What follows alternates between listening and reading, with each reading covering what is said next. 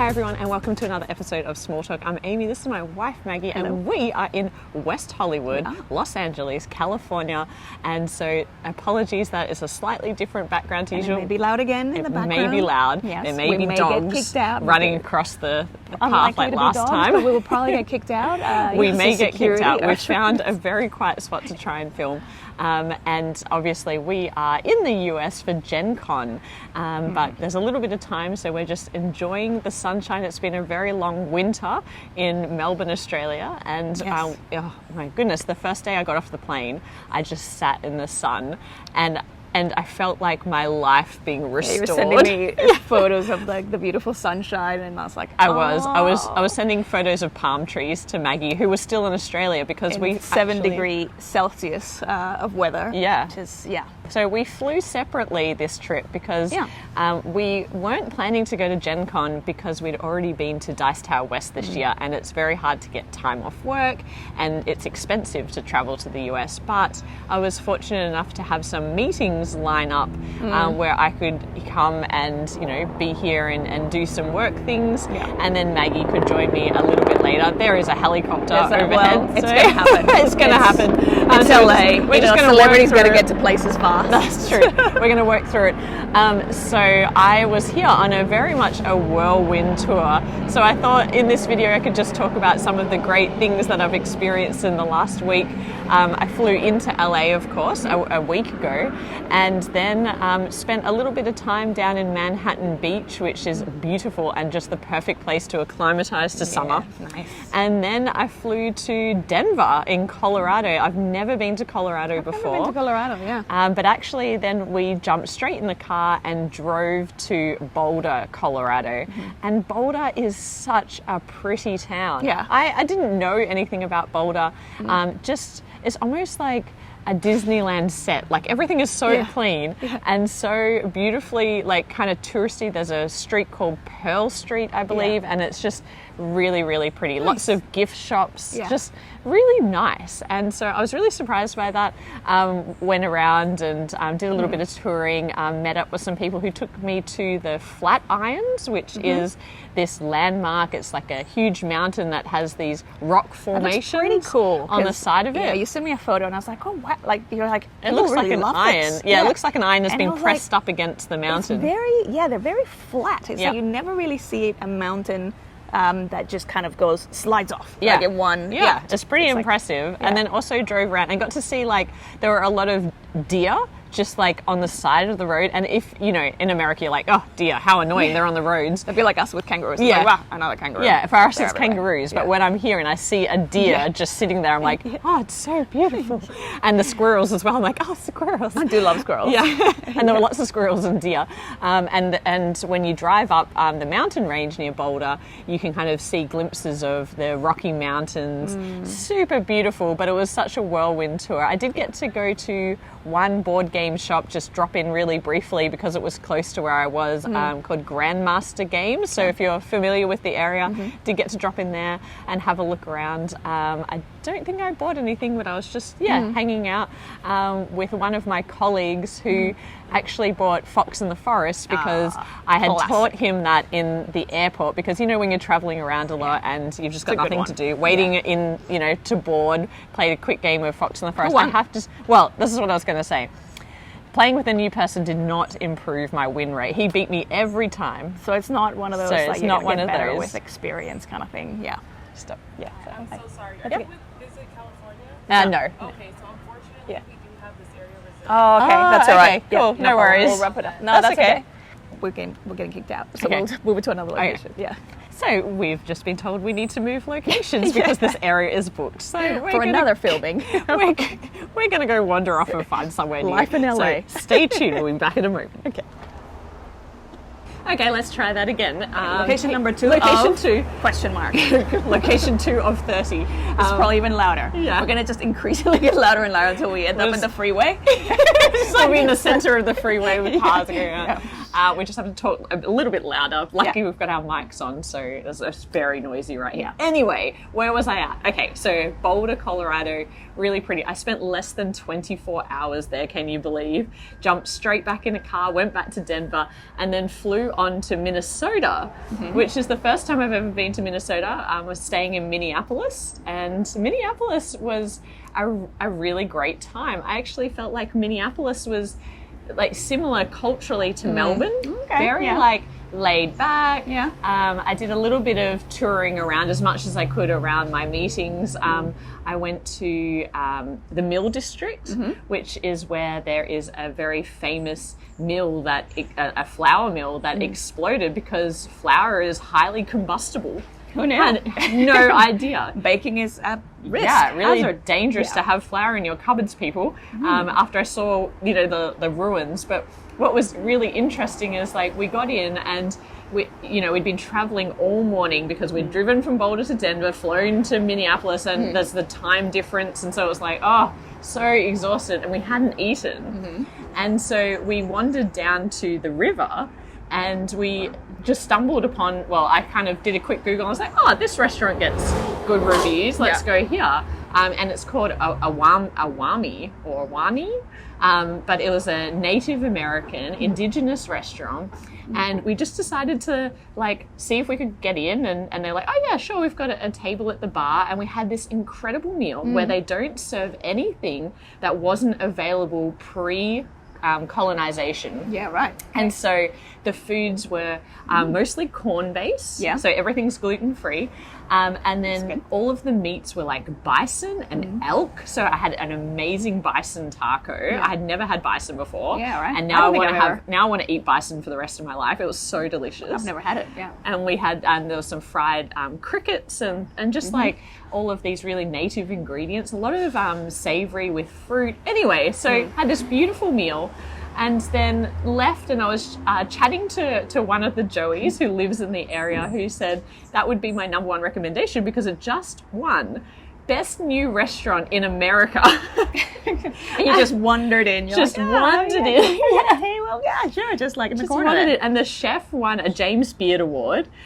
So incredibly Very lucky impressive, to just happen to. So of course I have a great impression of Minneapolis and the food there. Yeah. Best new just restaurant. happened to land in the best new restaurant. So that was whole of the fabulous. US, The other thing I got to do in Minneapolis was go to the Mall of America. Okay. And so I have heard of the Mall of America. Because you always see it in movies and everyone's like, the Mall of America, it's like one of the largest shopping centers in the world. And what it's really famous for is that it has a theme park in the center of it. That's pretty wild. It is pretty wild. You sent me I sent you a video from a roller coaster. I was like, wait, what? But it's a roller coaster in the middle of a shopping mall? And they're not just like shopping mall, like basic roller coasters. It's like proper, like almost theme park-esque. I think it's Nickelodeon World. Yeah. And it was absolutely amazing. The shopping, I was like, it's just like a regular mall. Really, it's just like a regular mall. Yeah.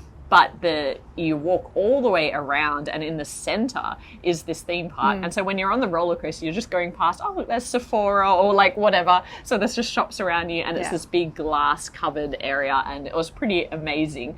Fun fact, it is not the biggest shopping center in the world. I think it's number 7, I believe, but it certainly is the biggest in the North Hemisphere, I believe.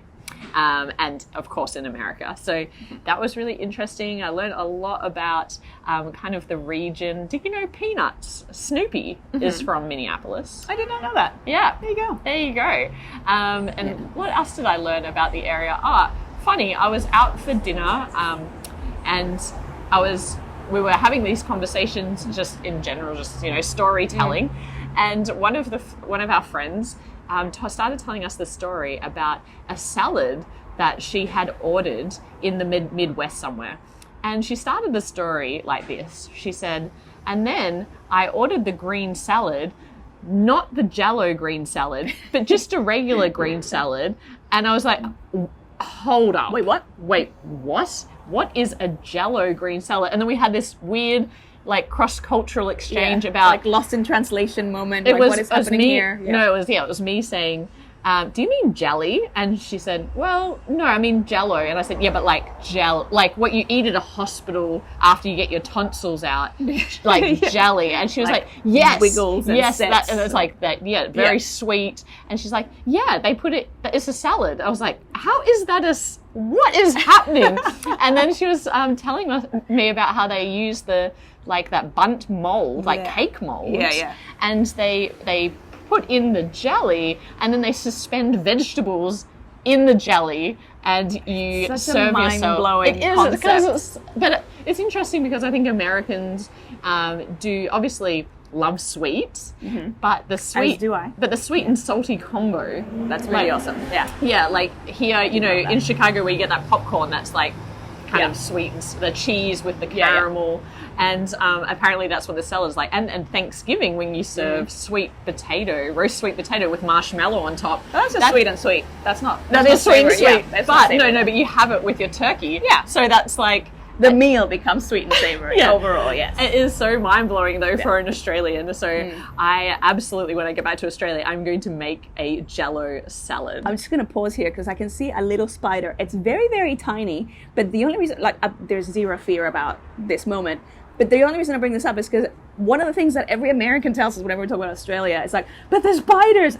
I've seen more spiders filming in America now than I have ever seen filming Ever seen in Australia. Not ever seen in Australia, but ever seen while filming in Australia. There's definitely a fear of our spiders. Anytime someone recognizes your accent, they're like, oh, but there's spiders. There's so many spiders. There's spiders there. and the snakes. And it's like, well, I don't know. You've got spiders. I don't know. We're in the city. There's spiders They're hanging everywhere. out.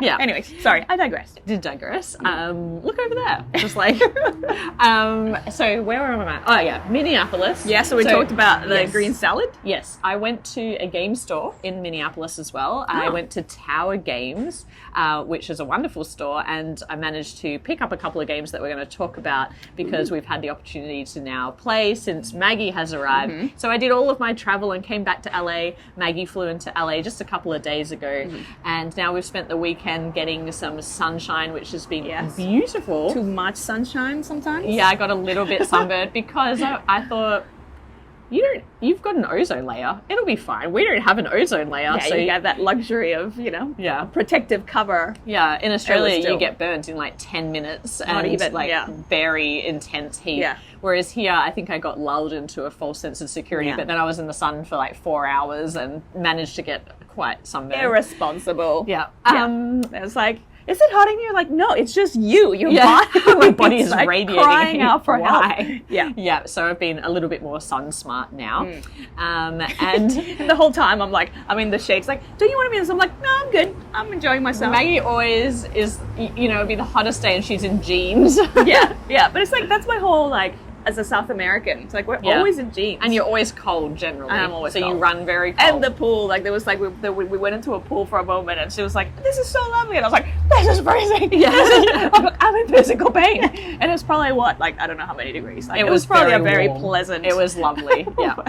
But we also got an opportunity to meet up with some content creators here in LA. Yes. There are so many in LA and like, it makes me so jealous because they're all here and they get to see each other so often. But we got to spend the day with Tim Chong. Yeah. Friend Tim? Sorry? Our friend Tim. Our friend Tim. And so if you're watching and you're from the Wolf Pack, hello. He is an incredible photographer, videographer.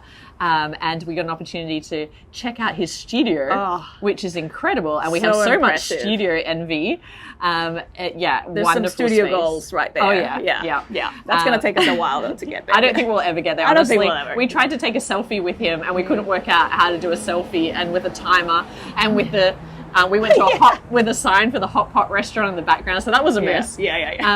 But we got to go to a hot pot restaurant with him called the Boiling Point, which is a chain in LA, and that was fabulous. Yeah, and then after that, we got to meet his partner, and she gave us some mochi donuts, so good. which is Thank you, Jackie, which was also an LA apparently delicious, like a very LA thing of these mochi donuts. That trend hasn't quite hit Australia yet. Yeah. But they're beautiful because they're like donut, but it has that chewy, mochi-like texture. Yeah. Beautiful, beautiful. Had a guava one. So delicious. So yum. I had taro. So Yeah. good. Yeah. Did you try also like a cookies and cream? You I tried did. another one. I overindulged. I had more donuts in one day than I think I have in like a year. For once, I was the responsible one. I was like, ooh, with mochi. the sweets. I do love that's mochi though. Very so unlike me. The texture was so good. Yeah, it's really good. Anyway, and then we got the opportunity to play some games, which Yeah. is really cool. We'll talk about those a little bit later in this episode. But then we've also met up with Nick as well. from the Brothers Nick, Murph. So yes. one half of the Brothers Murph. Yeah. Obviously, Mike has just had a baby, so Yes. he's very, very busy Yeah, with a yeah, 2-month-year-old Fair. daughter. So Yeah. that's totally fair. So we invited Nick to do an escape room with us. And, there's a famous escape room in Vegas and here in LA called The Basement. And I've never wanted to do it. Every time we go to... Very scary. It's one of those very kind of very creepy. scary. Yeah. Nil interest in being scared. Horror kind of. Yeah. But everybody in LA, it's so spread out. Like, Yeah. the city is so spread out. Things that- are so far away from one another. It's like, oh yeah, that's in LA. Great. Yeah. Like, we'll get to do all these things. But everything is so far away so from far away everything from else. each Yeah. other. And so Yeah. we tried to make an effort to go to things that are closer to the people and where they live because it's so spread out. And it's still like, they still have to drive And for it's like an hour. still really far away. But the Brothers Murph live in like the north side of LA. And so that's where this escape room was. So I thought that feels perfect. So we went and we had In-N-Out for dinner. Yes, In-N-Out Burger. Yep. Classic American yeah. hamburger chain. Yes, So delicious. that was always delicious. And then we went to the basement. Now, the basement is a scary escape room where, there's a murderer, a cannibalistic murderer on the loose, and you've been locked in and you've got 45 minutes to get out. Classic escape room. Yeah. But there's also a live actor, and Yeah. I won't spoil anything. Yeah. But when I saw that there was a live actor, I had immediate purchase regret. I was like, we purchased the Like, I want tickets, and I was like, out. I what want out. have we done? What have we done? Yeah. And Nick said, well, he was a little bit unsure about his puzzle solving ability. So I said, well, Nick, your one job is to be the person that goes through every crawl space, put your hand into anything that you anything can't that see. is like, this is a dark and scary Anything hole that's you have pitch to black. crawl into. It's like, Yeah. you go. Yeah, and he did a wonderful job of that. He was our hero. Yeah, he was great. I mean, Yeah. you were pretty brave as well. I'm usually fine with it. We're like, oh yeah, I'll go there. I was not fine. I just cowering in the corner, not touching anything. I wasn't touching anything, but when I'd see something, I'd be like, can someone go and look in there? Maggie, can you look in that thing over there? And just like directing and then getting everyone to bring the puzzle pieces back to me. And there were a couple of and Nick said, I was really proud of you that you actually came into one of the darkest spaces with us. And Maggie's like, is that because you were too scared to be alone in the other space? Because I had gone and followed Nick, and I think, and then it's like I could hear Amy behind me, and I'm like, oh, she's coming to the really She's dark being area. brave, It's but like, no, I just like, didn't want to be left alone. I was terrified what was going to happen to me in the other room. So, Fair.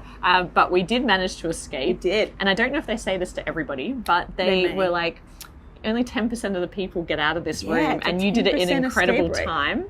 Yeah, we had some time to spare, and it Yeah. was only 3 of us. When it's usually like it's up Yeah. to 8 people. They said that we room. recommend at least 6 people. There were 3 of us, so we absolutely nailed it. And Nick was like, I don't know if you know, but we are strategic board gamers. Step aside. We got this. Yeah, but that was so much fun. That's what Nick was saying. Is like you can kind of tell the board gamers because like as we're going through the puzzle, we're kind of leaving everything really very like, pragmatic. neatly. Yeah, we're like, kinda this going, belongs to this puzzle. This goes here. Yeah. This goes here. It's not like, "Gah!" Yeah. So that was so much fun and such a pleasure to catch up with people. Yeah. We're also having lunch later today with Monique from Before You Play, and so it's just really nice to be here and to catch up with everyone. Yeah. And it's nice to catch up with people pre-Gen Con Yes, because and it's just such a blur. It really when is, you're yeah. there, and it's just everything is happening, and it's just. and you're getting pulled in so many directions. And you want to hang out with Yeah. people, but then you only really have a very small amount of time. Or and you just sit down for a lot of game and then it's distractions. 10 hours later. Yeah, and then you can catch up with anyone for like, yeah. It's part so of the fun. we're excited about Gen Con, but yeah, it's really nice to be here in LA again. And that probably concludes our Yeah. little travel diary. Yeah. Not much else to report. I don't really have much aside from my. Maggie's just arrived. I've so- just arrived. I got into Stardew Valley again. Like as you may know, I love Stardew Valley, and I got. And so a friend picked up a new Switch, the OLED Switch. And so it's like, oh, you know, what should I download? Like Stardew Valley. And so I'm like, oh, maybe I'll go back into my Switch because I usually just play it on my mobile. I'll go back in because I also found out that there's a whole lot of new content in some of the later releases that's not available on mobile. And so I'm like, ooh. And so I've gone back to like the co-op farm. And so we're kind of working on one together. And I was like, oh, this is great. I've got 14 hours on the plane. I'll get to do a lot of farming. I slept for 9 hours. I can't believe she slept for 9 hours. It's just outrageous. What can I tell you? Just like, it's like, this'll do. Out. Switch hits you in the face. Yes. Yeah, drop it in the hallway. Yeah. Anyways, so that's me. So now I only play it in bed when you're like, when your phone hits your head and you're falling asleep. I'm like, okay, I'll play a little bit of Switch and I'll pass out as well. Yeah. Anyway, we should talk about some games. Because we've just been playing some games while we've been traveling. Yeah. Maybe not as in-depth. I would say that this is more like a first impressions of some games. Impressions. Yeah, and we're going to continue to play them because we picked them up, or I picked them up so that we could travel. But the first one we'll talk about, which we don't have here physically, is for the first time we played Dice Throne, the new Marvel IP edition. Yeah, and we got to play that with Tim Chong. Yes, thank you, Tim. Thank you, Tim, for teaching us and providing the game. To play. Yes. And he was like, "Oh, one more game before you go. Let's have a game of this." And he said, "I know this is well out of your comfort zone." And we were like, "Well, you do know us well, and it is because we don't typically play games where, well." Dice rolling, there's not a lot of dice rolling games we play, but also just the battle aspect. Yeah, the sort of the combat kind of, And Marvel, you know, superheroes. So all of it was just we know of them, but we're not like... He's like, well, who's your favourite Marvel character? I'm like, I don't know. I feel like Captain Marvel for me. Captain Marvel is like the one that I kind of know the most. I've seen a lot of the movies. I wouldn't be able to tell you anything that Captain Marvel like does or the powers or the, like, I know of Captain Marvel. Well, I think we've seen the movies, and we've seen very haphazardly, and not in any particular order. Couldn't tell you who comes first in the storyline. Yeah, we're not very Marvel literate, or heroes literate. No, but anyway, he said, you know, it's a really fast game. I'm going to teach you, and great opportunity to try this Dice Throne kind of series because we never tried it before, and we know a lot of people do like competition and have that bracket kind of system where they play battle games against each other. So anyway, this game, what it's all about is you all choose a character, so one of the Marvel characters, and then you have a board that dictates all of the special abilities that you can do. And what you're trying to do is inflict pain on your opponents. Just bring down their health down to zero. Yeah, bring their health down to zero. You're trying to eliminate people from the game. And the way that you're going to do that is you have an asymmetric character abilities. You've got a deck of cards, and that is also asymmetric because in that deck of cards, you've got cards that are going to allow you to upgrade the abilities that are on your board. So of course, you have to pay to use the cards that are in your hand. Combat points is the currency. And you're going to have to get the combat points by destroying cards along the way, so exchanging cards for this currency. And then on your turn, you just get to play. You can play cards if you like. You can play as many cards as you want to spend. And then ultimately, you're going to roll a set of dice. And I really liked that the dice all are unique to the characters. So they've all got unique symbols on them, which relate to your character. Cool. So, you know, Tim was playing as Spider-Man and had the Spidey web kind of thing on his dice. And so you roll all of your dice and then you look at the result and kind of Yahtzee style, you get to re-roll twice. So you can choose to keep and put some dice aside and then you're going to re-roll the others. And what you're trying to achieve is really your combat abilities, which are shown on your board, and you want a particular combination, and when you get that, you get to deal damage to an opponent of your choice. So you were playing as Black Panther, and I was playing as Captain Marvel, so I say I'm going to attack Black Panther, and then Maggie has an opportunity to roll her dice for a defense, and so she has a defense ability, and then that kind of counteracts the damage that you're going to take at the end of the day.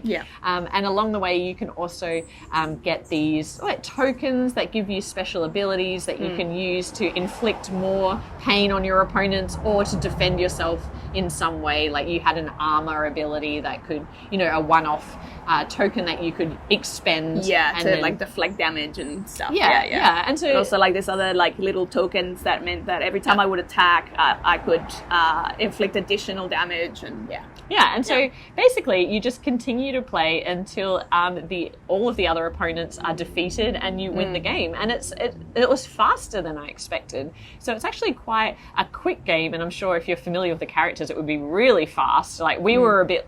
Poor Tim. Tim's like, it's a really fast game. And we're like, oh, you might need to be a little patient with us because we don't play this type of game. Yeah. And like reading the abilities, and I was a bit like, oh, what do I do? Yeah, it's a bit of like, and I think that's probably one of the stumbling blocks for me. It's like, it's a bit overwhelming when you have like so many different little things to remember. And it's like, oh, that's right. And then what does this do? And then each card you're kind of reading and figuring out. And I know that there's some people that love that. And like we've had friends who like just love being able to like combo a thing and be like, oh, and then but it's like I just find that so like I tend to get distracted. Yeah, and I'm like I don't. So it was really interesting to play this game. Yeah, it was cool to be able to experience it. Yeah, Tim won. But there was it's interesting. But it was pretty close. It was pretty close. Like, because there's an interesting catch-up mechanic where if you target the person who is in the lead, you get to draw an additional card. And cards are so valuable because there are one-off cards that you can play to alter your dice result or your opponent's dice result. And so that can be really useful because you also want to. There are numbers on the dice as well as symbols. So sometimes you want to try and go for a straight or whatever, a small or a large straight, and that inflicts a lot of what is it called? The damage, where and then there's like you can't defend against. Yeah, undefendable damage, something like defensible that. damage. And so you're trying to get these incredible dice results. I can totally see why people love this game, and I really love. So the game is produced by Roxley, and the game trays, where every character you just pull it out and everything is contained in that tray. Yeah, amazing. Like it's very satisfying. So to satisfying. Have like all of those little boxes set up very quickly. Yeah. So I enjoyed my time with the game. I really appreciate that Tim taught us. It's not a game that we need to have in our collection, and it's definitely not a game for us. Yeah. Just because of the style of game and the IP. So yeah. And I was even like reflecting because it's like obviously like we love Radlands, and I was like, and that is very much like a head-to-head battle. Head-to-head battle. And I was like, why is it that like it's I find it a lot easier? And it's because in Radlands there aren't like obviously you're not rolling dice, you're not like this. It's just like you've got the one card, the one thing, and that's it. You're not. There's not that much remembering. And this one is like, oh, that's right. What does this do? And what is this other? And then these combos things can do this. And I feel like that's just like 2 layers beyond my cognitive gaming ability. Yeah, I feel like I didn't feel particularly engaged with the dice rolling process when it wasn't my turn. And even though it's quite interactive because you're using cards and you're obviously going to defend yourself and depending on what they do. But when they're looking down and they're like, I'm going to do this and that. I think that's also because we don't know the characters. So it's like if you know the characters, then you're like, oh no, they've rolled this, which I now know does this combo. They're going to do this. And it's like, when you don't know the characters, you're like, it's like, I don't know. Is that good? Is that bad? What's going on? Am I dead? What's happening? What's happening? Anyway, so that was the first game. And so great to have the opportunity to play that. The next game that we have is a little roll-on right here called Trois Dice, and this is based on a Euro of Trois, which we do own, but it hasn't hit the table in a while, like a long time. But interestingly, this came out and got quite good reviews and were quite mixed, but I feel like I feel like Rado really enjoyed this game, and so it was in the back of my mind. So when I went into the board game shop and I saw it, I was like, well, that is not too big to carry in my suitcase. Justifiable. Easy to rationalize. And I felt like Maggie would enjoy it. And Roll and Write is really nice because when it's just us traveling alone, you want a game that plays well at any player count. So, if we were around friends, we could bring it out, or if it's just us, we could also play. And this is a really interesting one because the tension is really interesting in this game. You've essentially got these 3 different groups, or represented by 3 different kind of rows on your player sheet, and they represent, I believe, as nobles, the civil kind of group, civilians, I should say, and clerics. And so the main, thematically, you're trying to kind of build up, I believe it's your essentially your influence by leveraging these 3 different groups. And so you're going to be building or constructing different types of buildings, helping construct. It's a very loud truck. Very loud truck. Helping construct a cathedral. And so interestingly, you've got this central plaza, which is where you're going to be tracking your rounds. So like what day it is. And then you've got these 2 separate phases of the day. They've got the morning and the afternoon. Yeah, and then the game is played over 8 rounds with day and night. So really you're only getting 16 turns in this game. And that is one of the extreme tension points of this game is you've got 16 turns. You're going to draw something on your sheet 16 times, and then that's it. That's it. That's it. And you've got these little discs. So what? It's like loud truck hour. it's like now's the time. Everyone go. You've got these like discs that are representing different plazas, and they're in the 3 different colors of your rows.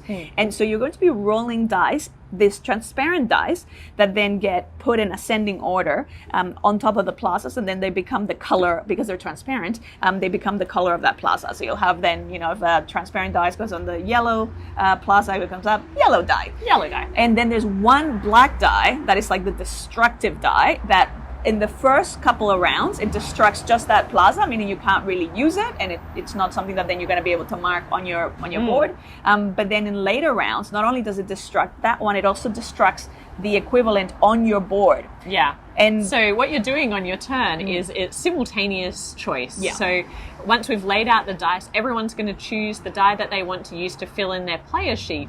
And the choices on your player sheet are really interesting because, for example, if there's a yellow 3 there, you can either use it for resources or you can use it to build a building. And there are 3 types of resources across the 3 colors on the sheet. I'm going to refer to them not thematically, but as colors.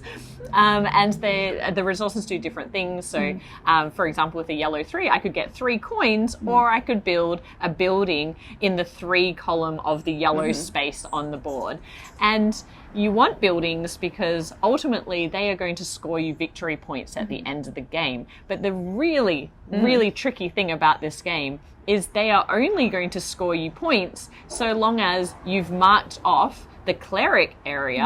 The part of I think it's like that's in the cathedral row. The white space. When you mark it off, you are locking in a multiplier. And it depends on how many buildings of that type you've built at the time. So if you've only built 2, well, then it's just going to be a multiplier of 1. But if you've built 5 or 6 of that building type and then you lock it in, you're going to get times 3 of every of those buildings. But the tricky part is, as Maggie mentioned, from the 3rd round onwards, part of your player sheet is going to be destroyed. And which prevents you building buildings because it's destroyed. So the buildings get destroyed, but also the scoring opportunities get destroyed.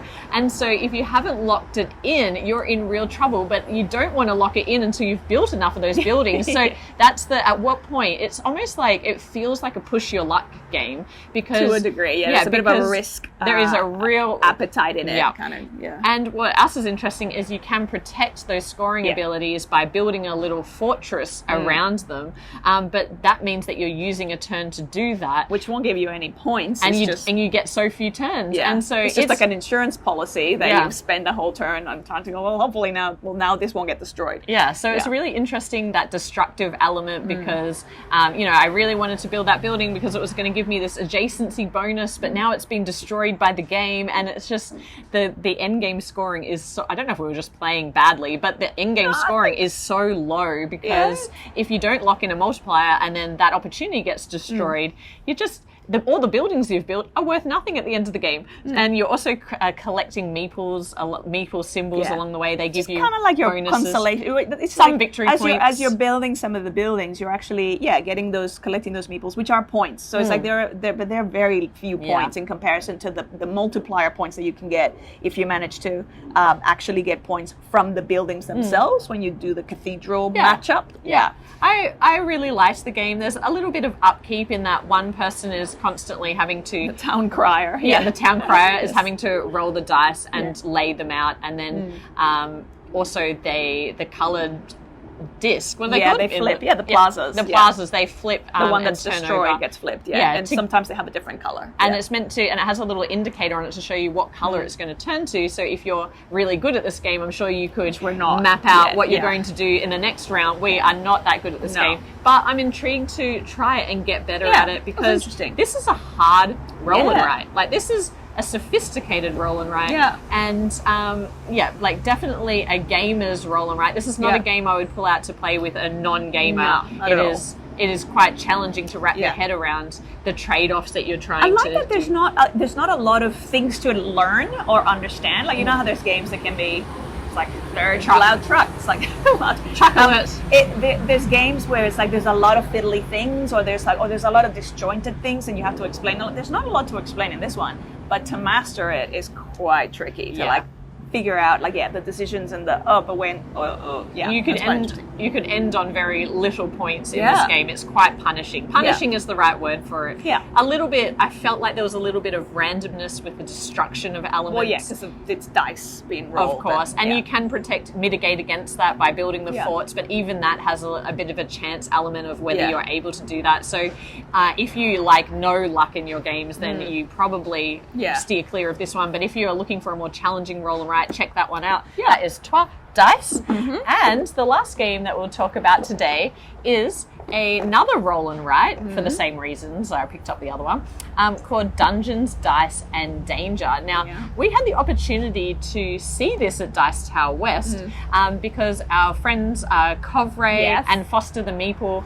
were having a game of this, and we just wandered in late at night and kind of watched them play for a Sat while. on the table there, having Yeah, a and look. I think it What are you was like playing? midnight, and so it's quite late, yeah. I didn't really take in what was happening, but I did notice that the player boards, the player sheets, were really beautiful. I love. This is probably one of my favorite roll and write Aesthetics. sheets. Yeah. Yeah. I love the aesthetic of this, and it's one of the things that I think is going to keep me coming back to it because it also plays solo. So even if I can't rope Amy in, even if she's asleep, we'll be like, let me try and play one of these maps. Yeah. Play a different dungeon. Yeah. So what you're doing in this game is you are in this dungeon, and everyone's going to choose. Well, you're going to choose together a dungeon that you want to play because there are multiple maps that come in the base game, and you are in this dungeon where the path is going to be dictated by a die value. Yeah. And what you're ultimately trying to do is you're trying to kill all of the monsters in the dungeon. So there are all different types of monsters that you're going to be facing,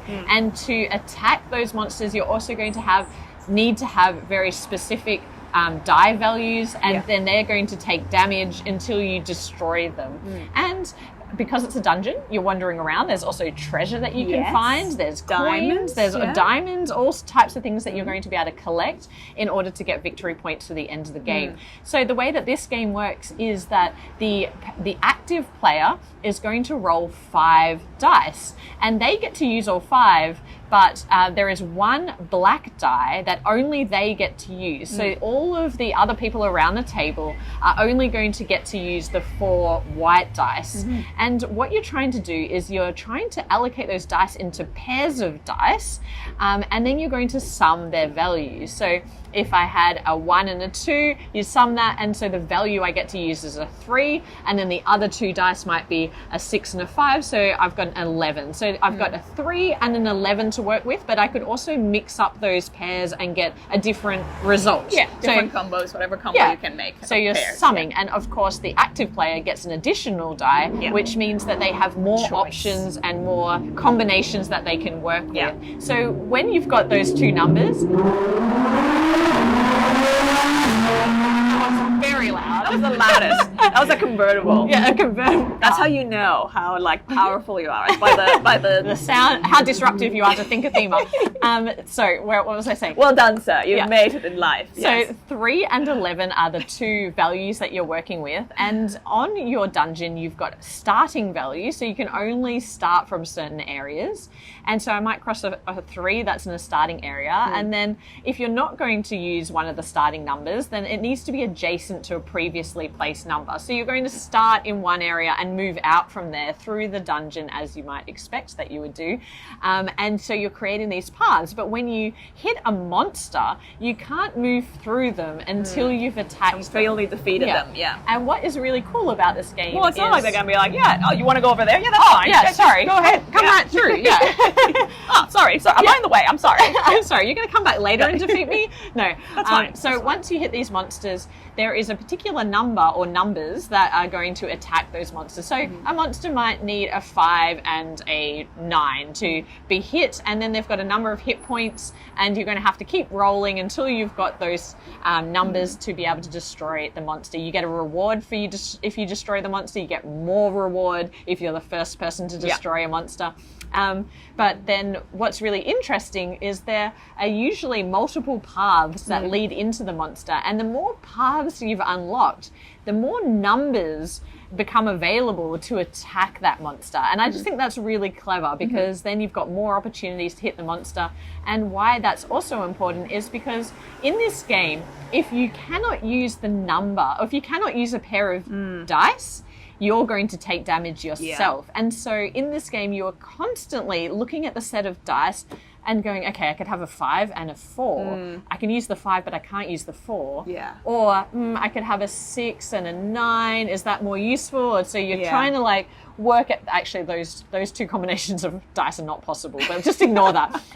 But you will be constantly summing and working out what is the best combination of things that I can use to try and advance myself in the dungeon and not lose any life points, because this game also has player elimination. Yes. And so that's really interesting. You don't see that also, very like, often. as you're taking those hits, it's not just like, oh, I took too many hits and so then I'm eliminated. It's like, the more hits you take, even if you're not eliminated, there's considerable amount of negative points at the end of the game. Yeah, lots. You can have up to, I think, 20 minus 20 victory points. But the other cool thing about this game is you can kind of mitigate against this by unlocking some special abilities. So there are treasure chests that you can find on the maps, and if you are able to make it to the treasure chest, you're going to have the opportunity to unlock some special abilities, and they differ by map.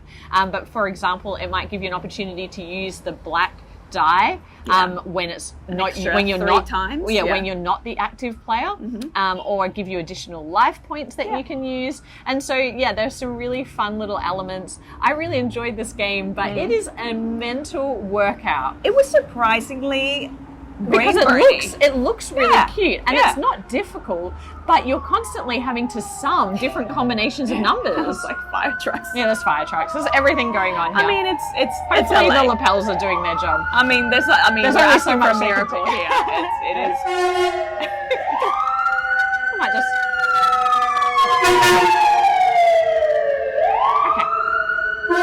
Okay, that was an ambulance. Okay, now fire department. Oh, was it the fire department? Yeah. Okay, Yeah. There are things happening all around us. So in the game, the one thing is that you are constantly summing numbers, and so I don't know if that's the way my brain works. Like, I found that I got a lot of analysis paralysis because there are so many different combinations, and then you've got to work out, okay, can I use both of them? So first I need to sum the different combinations, then it's like, can I use both of those numbers? So you're looking at your map. So it's interesting. It's longer than I thought as well as a game, because everyone is like, okay, are we okay to roll the dice again, or are we still summing? And it's tricky because you have to use a pair. Like sometimes you're like, oh, you see a dice number that you're after, but it's like that's not actually good enough, because it needs to be the addition of two of them. But I still really enjoyed it. I really enjoyed it, And I really liked the race element of it. Of course, I love that in a game. But if you're the first to defeat a particular monster, if you're the first to do different things on each map, you're going to get more victory points. And so there's an incentive to go off and try and do things that other people aren't doing. So I really enjoyed that. And it's just, it's fun. And it's like, I think I would encourage you, if you don't mind a bit of mathematics.